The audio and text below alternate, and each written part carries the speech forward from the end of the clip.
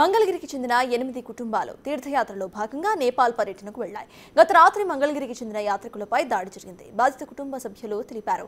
ఇక మంగళగిరికి చెందిన హేమ సుందర్రావు, కేంద్ర ప్రసాద్ కుమార్ కుటుంబ సభ్యులు నేపాల్కు వెళ్లి చిక్కుకుపోయారు. తమను రక్షించాలని వారు వేడుకుంటున్నారు. నేపాల్లో ప్రస్తుతం అలజడి నెలకొనడంతో ఎటు వెళ్లే దారి లేక అక్కడే చిక్కుకుపోయారు.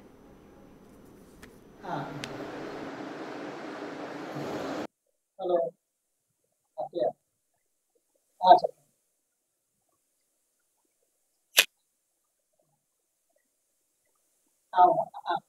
ఫస్ట్ ఫ్లోర్లో వస్తారండి.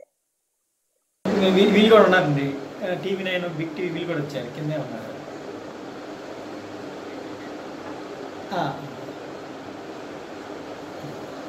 హలో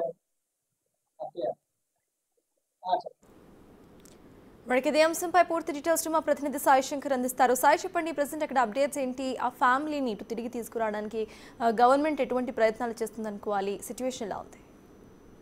సప్తాజీ, ప్రస్తుతం నేపాల్లో నెలకొన్నటువంటి ఆ పరిస్థితుల్లో కొంతమంది మంగళగిరి నుంచి నేపాల్ కాశీ యాత్రకు వెళ్ళినటువంటి 8 కుటుంబాలు అక్కడ చిక్కుపోయిన పరిస్థితి ఉందనే విధంగా చెప్పొచ్చు. గత రాత్రి యాత్రికులపై కూడా దాడులు జరిగాయనే విధంగా కూడా కుటుంబ సభ్యులు అయితే ప్రస్తుతం చెప్తున్నారు. వీటిలో మంగళగిరికి చెందినటువంటి మార్చెల్ల హేమ సుందర్రావు, అతనికి సంబంధించినటువంటి కుటుంబ సభ్యులు ఉన్నారు. అదేవిధంగా మిగిలినటువంటి కుటుంబాలకు సంబంధించి మొత్తం 8 కుటుంబాలు అయితే అక్కడ ప్రస్తుతం నేపాల్లో చిక్కుకుపోయినటువంటి పరిస్థితి ఉంది. ప్రస్తుతానికి రాష్ట్ర విద్యాశాఖ మంత్రి నారా లోకేష్ దృష్టి కూడా ఈ అంశం వచ్చినట్టు తెలుస్తుంది. ఇప్పటికే నేపాల్లో ఉన్నటువంటి తెలుగు రాష్ట్రాలకు సంబంధించినటువంటి వాళ్ళందరినీ కూడా తెలుగు రాష్ట్రాలకి తీసుకోవడానికి అనేక ప్రయత్నాలు అయితే రాష్ట్ర ప్రభుత్వం ద్వారా మంత్రి నారా లోకేష్ చేస్తున్నారు. ఇప్పటికే కమాండ్ కంట్రోల్ రూమ్ ఏర్పాటు చేయడం జరిగింది.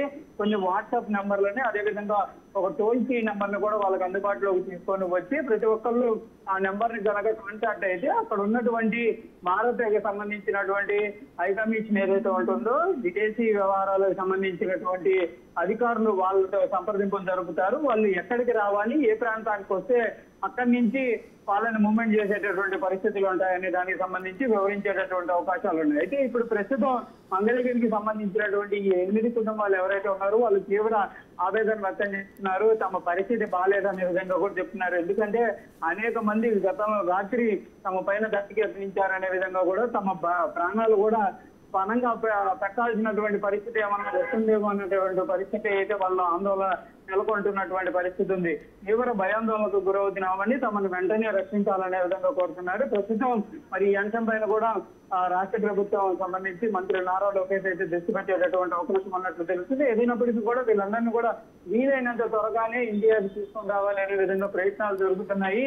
కొంతమంది ఎవరైతే వాళ్ళ దగ్గర ఫోన్లు కానీ లేకపోతే అందుబాటులో వాళ్ళకి ఎలాంటి సౌకర్యాలు లేకపోయినప్పటికీ కూడా వాళ్ళు కొన్ని టోల్ ఫ్రీ నెంబర్లను అయితే తీసుకొని వస్తున్నారు. కాబట్టి ఎవరో ఒకళ్ళ ఫోన్ల ద్వారా కనుక ఆ టోల్ ఫ్రీ నెంబర్ కి అందుబాటులోకి వస్తే వాళ్ళు ఎక్కడికి వస్తే సేఫ్ గా వాళ్ళు ఇండియాకు వచ్చేటటువంటి పరిస్థితులు ఉంటాయనేది కూడా అధికారులు స్పష్టంగా వివరించేటటువంటి అవకాశాలు ఉన్నాయి.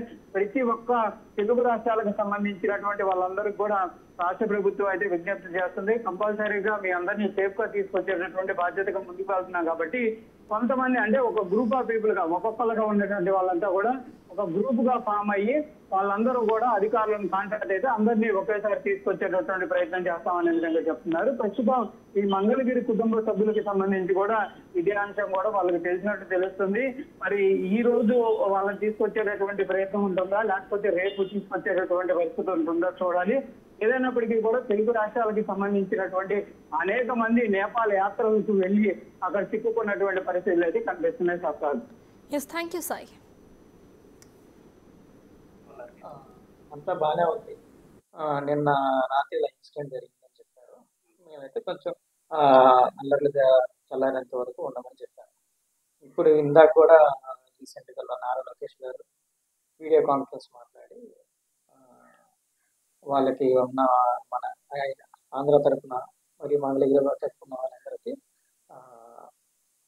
ఇది అన్ని మేము చూసుకునేదేమో ఇన్సూరెన్స్ అనేది ఇచ్చారు. వీళ్ళు ఉన్నది కూడా 1.2 కిలోమీటర్స్ దూరం ఉంటుంది ఎయిర్పోర్ట్కి.